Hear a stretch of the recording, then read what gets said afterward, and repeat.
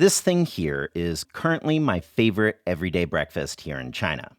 It's something called土豆丝卷饼, and what it is basically stir-fried potato slivers wrapped in an egg-coated pancake. Now, there's obviously a bunch of really nice breakfasts in China, like Changfen stands, I see you, I feel you, I love it too, but as a practical matter, often one Changfen and an hour later I'm just as hungry. But this thing, it's really quite practical, it holds me well to lunch, and I guess what can I say but that I'm a sucker for a burrito-like object. Tudose Jianbing, you can find them all around China. It's a pancake style originally from the north that seems to have gotten this form around Jiangsu and Zhejiang. But also, importantly, unlike a lot of popular Chinese breakfasts, which often need some special techniques, ingredients, or equipment, this one is very doable in a home kitchen. Maybe not exactly when you're rushing for work, but on a weekend, definitely. So then, to make it, the first thing that you'll want to sort is your filling, and you can make this in advance. All it is just a basic Chinese spicy potato sliver made from a half kilo of potato. Slice off a section to give you a base to cut from, then cut that into thin 3mm sheets. Then lay those sheets out like a deck of cards and cut into 3mm slivers. Now, assuming that you don't have the knife skills of a Wangang, who's also got a good video on potato slivers, by the way, this will likely take you a hot second. 5, maybe even 10 minutes if you're new to the sport. It's the one kind of annoying part of the dish.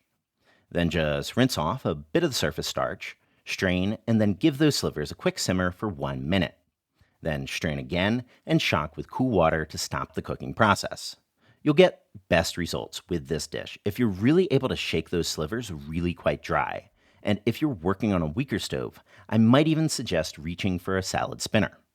But either way, to fry those up then, swirl in 2 tablespoons of oil into a hot wok, and then first fry 2 cloves of minced garlic over a low flame. Once those are fragrant, about 30 seconds, add in 2 chilies cut into sections and then up the flame to high.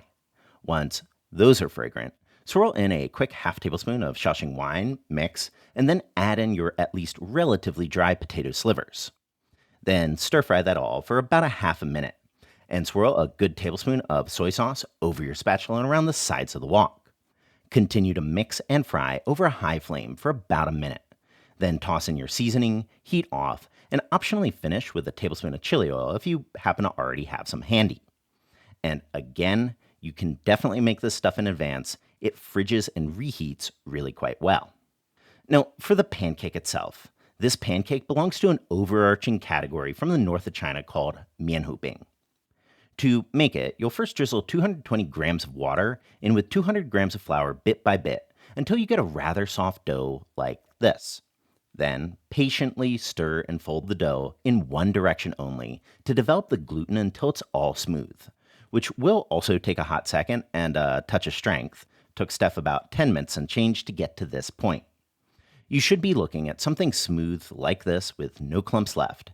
Then drizzle another 220 grams water bit by bit, stirring and folding in the same direction. Once incorporated, then set that aside and let it rest for 30 minutes. Now, to make your pancakes, first give that batter a final mix and toss a nonstick pan over your stove. For reference, ours here is 28 centimeters.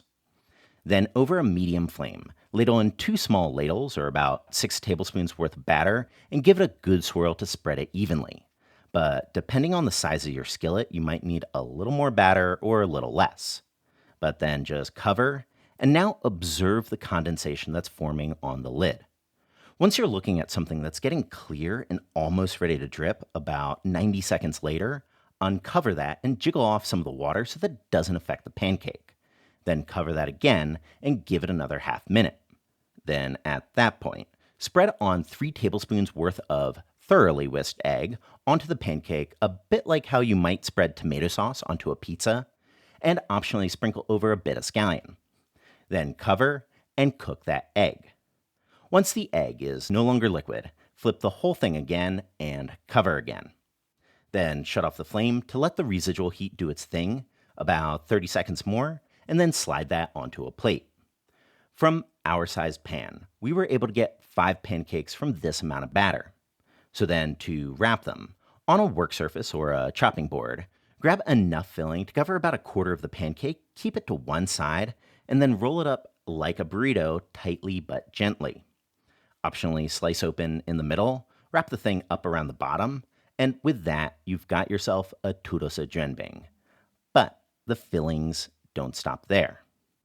Because if you've been around China at all, probably one of the most popular breakfasts around, especially among travelers and exchange students, is the jianbing.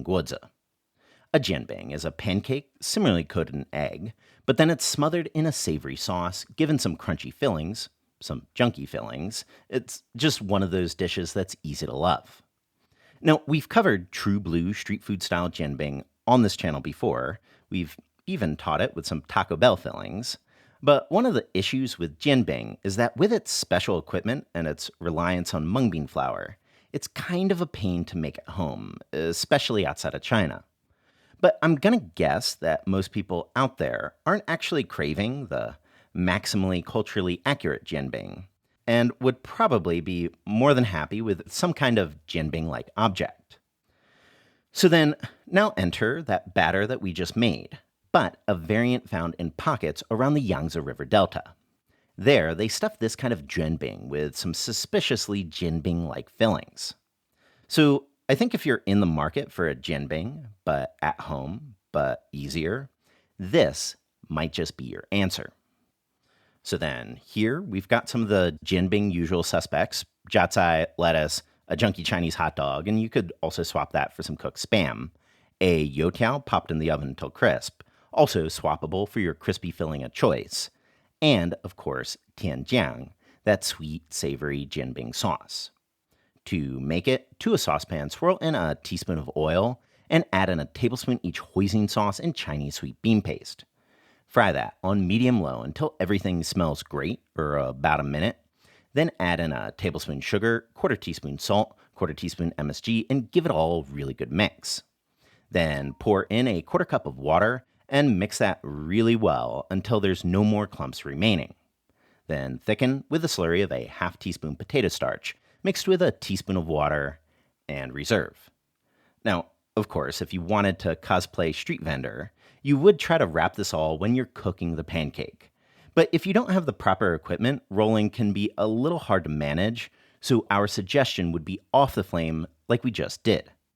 So one pancake, brush over a half tablespoon of that savory sauce, and optionally a teaspoon of chili crisp if you happen to be in the mood. Toss in some roughly shredded lettuce, a quarter of a youtiao, half a hot dog, and sprinkle over a bit of jiacai. Roll it up tightly but gently, just like before, and slice it in half if you've also got YouTube thumbnails to make. So this being a breakfast item, maybe sometimes you don't want to make it at the spot and you want to prep it ahead, which is totally doable. You can either prep the batter, cover and keep it in the fridge overnight, and then do the pancake and the egg the next morning with all your pre-prepped fixings.